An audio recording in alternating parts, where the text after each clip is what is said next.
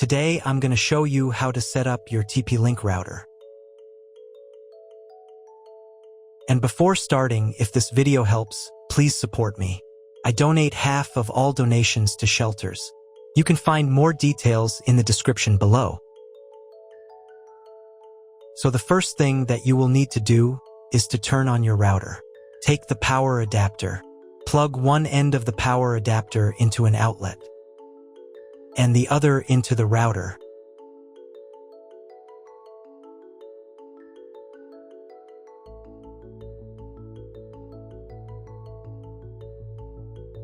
When the router is turned on, the power indicator will be lit. It may take a few minutes for it to completely turn on.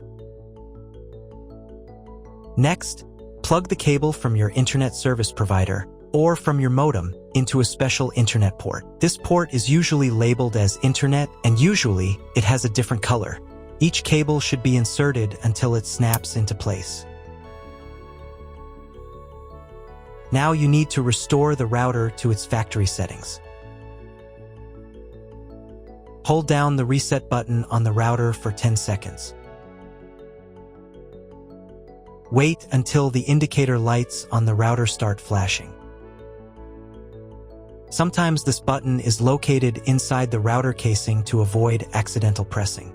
In this case, use a thin object to press on it.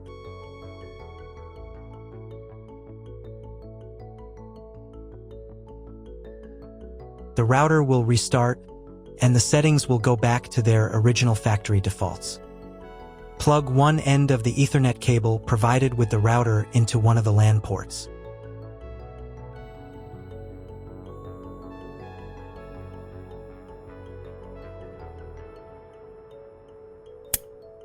And plug the other end of the cable into your computer's Ethernet port. Wait a few minutes for connection. Great, we've connected the router to your computer. Now you will need to set it up. But first, let me show you another way to connect the router if you do not have an Ethernet cable or your computer does not have an Ethernet port. Connect the router to the power adapter and cable from your internet provider.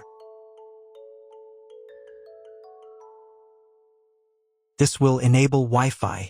If your router is new and hasn't been set up, your Wi-Fi network will be named after the router. Your router has a unique Wi-Fi network name and password printed on a sticker. Connect to it. Great, you've connected to the router. Now let's start setting it up.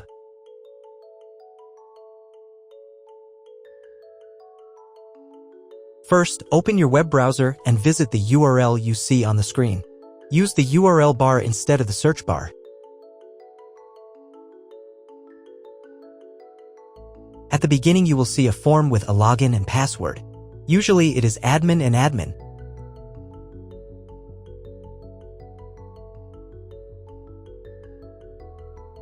If these credentials are wrong, then find label on your router.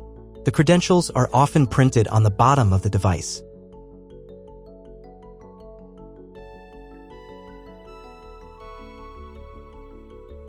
If none of this works, it means that your router has already been configured and someone has changed the login and password. If you can't find out the login credentials, just reset the router to factory settings. And then log into the router's personal cabinet using the standard credentials. If your router settings do not look like mine, it means that your router has a different firmware. I made a video for every firmware type. You can find all the links in the description down below. I want to warn you right away that there are many firmware versions and they may differ slightly. But don't worry, you will succeed. Just watch the video and follow the instructions. So first of all, you need to create a username and password for your personal account. Some firmware versions don't have this form, but if it appears, fill in all the details and remember them. Or better yet, write them down somewhere. You'll need them the next time you log into your personal account. First, run the quick setup to manually configure your internet connection and wireless settings. Keep in mind that, depending on your firmware version, some setup steps may be different or appear in a different order. But don't worry, you've got this. Just watch the video and follow the instructions. On the first screen, select your time zone. If you don't remember which one you're in, just pick any and click Next. On the next page, select the type of internet connection. Usually, this is mentioned in the contract with your internet provider. If you don't know it, you can try clicking the Auto Detect button. The router will attempt to identify your connection type.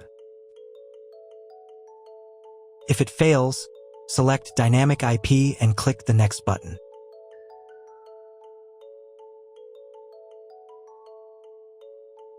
Depending on the type of connection you selected in the previous step, this page may look different from mine. If you chose Dynamic IP, then select one of the available options on this page.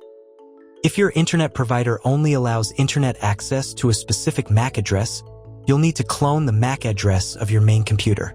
If you're not sure, select Do Not Clone MAC Address. In most cases, cloning the MAC address is not necessary. But if you can't get an internet connection after the quick setup, run it again and try cloning the MAC address. On the next page, set the name and password for your future Wi-Fi network. You can enable the available network bands of your router. There may be one or more bands available. If there are several, enable them all and set a name and password for each one. The password must be at least 8 characters long. Once you've entered the credentials, click the Next button. On the next page, you'll see all the information you provided earlier. Click the Save button and wait while the settings are applied.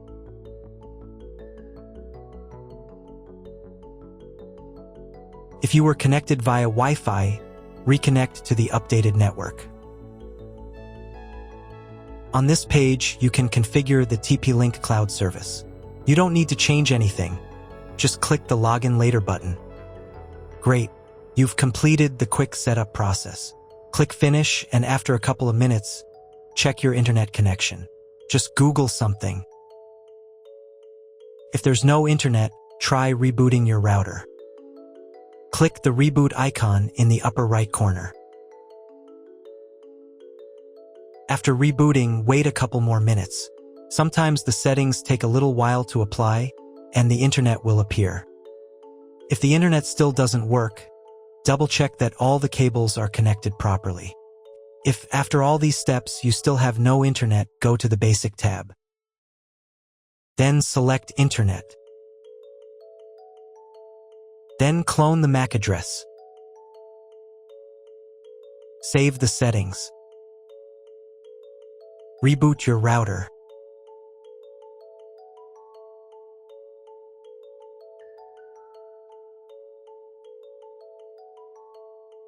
After a couple of minutes, check the internet connection. If internet still doesn't appear, contact your internet service provider.